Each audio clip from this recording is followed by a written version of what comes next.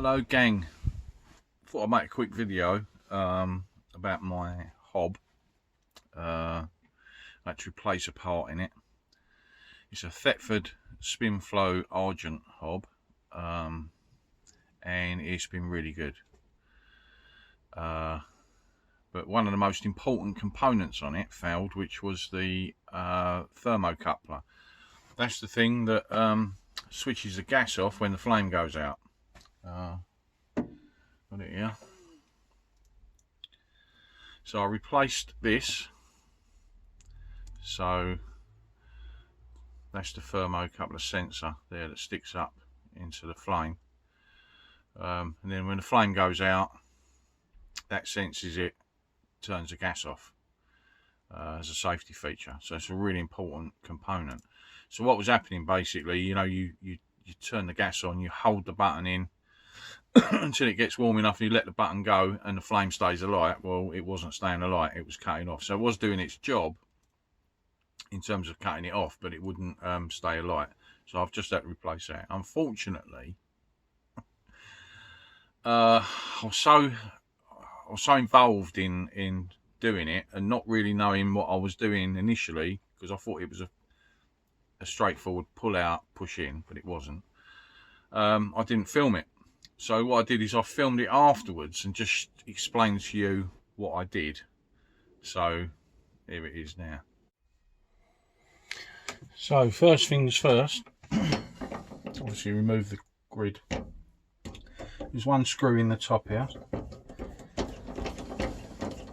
So you need to remove this screw, like that, with a machine screw. Take this top plate off, and then take this ring off as well. Okay. Now, once you remove that, this is what you want to replace. So this is your thermocoupler, and that's your igniter, your electric igniter, for those of you that have got them. And what you need to be doing, just going to move the camera, you want to remove these two screws. Now once you remove these two screws, or bolts that are in there, your centrepiece is going to drop down, but it's held on by the pipework. So let me show you underneath.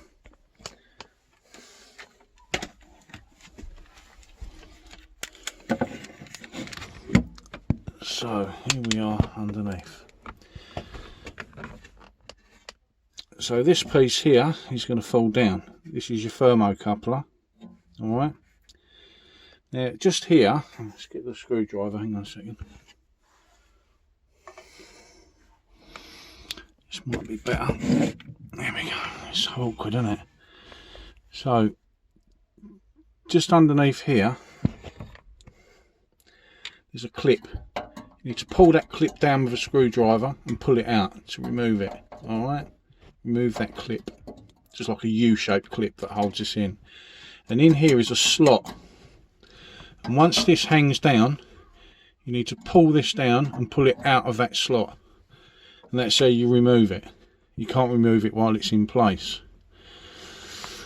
And then back in reverse order. So you slot the new one in to the slot, push the clip back on, push this whole unit back up, do the bolts up on top, and away you go. And the other end of the thermocoupler just pushes into the valve here, which is the on and off valve. It just slips, it just pushes in there, so push fit. So once you've done that, put this one back on the top. It slides over both your igniter and your thermocoupler. This one back on, making sure you line up the hole in there with the hole for the bolt. Like that.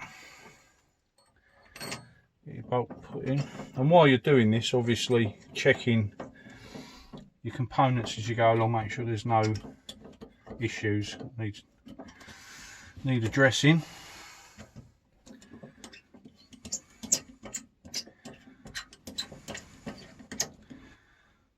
That's it, only got to be just to hold it. then check it, and now it stays on. Job done. So don't forget, during this process you don't touch any of the gas. There's no need to touch any gas components. It's just purely replacing the thermocoupler. Happy days. So I've had the cooker top for 2.5 years. I've been full time now, 2.5 years in my van, and I've used this hob every single day. Now it's quite big, it's a very big hob, but the original idea of having a big hob like that was so that I get the space in between the individual things, pans. You know, I can get a 28-inch frying pan on there, and also a couple of other pots as well. Whereas if you just buy like a little 2-burner like that, you can't get a big frying pan and a pot on there. So that's why I bought that. I may change it in the future, I don't know, but it's been very good as a cooker top. It's used every single day for boiling lots of water for tea and making a meal pretty much every day. You can see where it's worn a bit there. It's been a really good cooker. It's a Thetford Spinflo Argent. That comes with the flip down lid. Look, I've still never even taken the sticker off the top. But yeah, it's been a good hob. But it's nice to have that because that also protects the wood behind. There are rules and regulations about how far this has to be away from a wall and so on and so on. You can look that up. But yeah, it's been a good cook. I've never needed an oven. I use a large. Well, I've got a Ridge Monkey, but I also use a larger version of a Ridge Monkey. I don't know if I can get my hands on it. There is a much larger version of a Ridge Monkey which I put on there, and I can cook stuff in it like it's an oven. Put pizzas in it and all that. It's great. So yeah, that's me hob.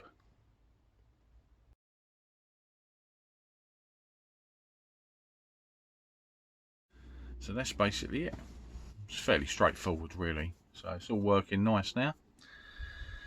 So the video's a bit all over the place, but just thought I'd chuck it up there because when I was looking on YouTube to find how to do that with that specific thermocoupler, I couldn't find any videos. So I thought I'd better mention it on there in case someone's got the same hob and they want to change the thermocouplers.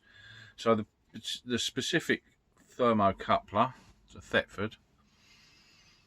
The part number is SSPA 0682 and it's 460 millimeters. Obviously the length, I'd imagine. Straightforward, really, once you get into it. Although I did swear a bit when I did it, trying to get the old one out. So that's that. So nothing really else to explain about the sink. On a side note, it's not worth making a video about. I've acquired a GPS tracker, Streetwise GPS tracker. When I say I've acquired, it was acquired it. Well, I've acquired it. Let's put it that way. Some very generous people out there. Thank you very much. So I'm just in the process of charging it up. It's a tiny little thing like that. There's quite a few videos on YouTube about them. Thought I'd give it a go. So I'm just charging it up now and get all the gear in there. Look, you can wire it straight up to your battery like that, or you can use you get all the instructions. You can use the USB cable that comes with it and power it that way. get a little plastic wallet if it needs to go somewhere, waterproof under the bonnet or something. I'm going to hide mine away. Might even have a competition like Hunt the GPS, so we can find it. It's just an extra level of security, I suppose. Now it comes with a SIM card, 1p mobile SIM card, and it says that you go online and register the SIM card, top it up by £10, which last year it says if average usage £30 should be ample credit to last 12 months for live tracking and text communications with the tracker. With heavier use, you may need to top up before this end of period. So you're looking at about £30 a year, and that seems to be the average price that people are saying. It's like 1p a text and all that it sends out. So you text it and it tells you where it is, or you can go on live tracking and see where it is all the time. And you can also, I believe there is some way of actually seeing where it's been. So I'll give that a go. It's worth it, isn't it? So that's it. That's my update of my Thetford cooker. I thought I'd mention that because it's a safety issue thing. I'm hoping to go to the Stratford upon Avon camper van show. A few things I've got to juggle around first, and then hopefully I'll be able to go and see everyone. Thanks for watching. Please like, share and subscribe. And hopefully if I do go to Stratford, I'll make a video this time, because I went back in May or whenever it was, so I didn't make a video. So thanks for watching, everyone. Have a great day. See you soon. Ta-ra.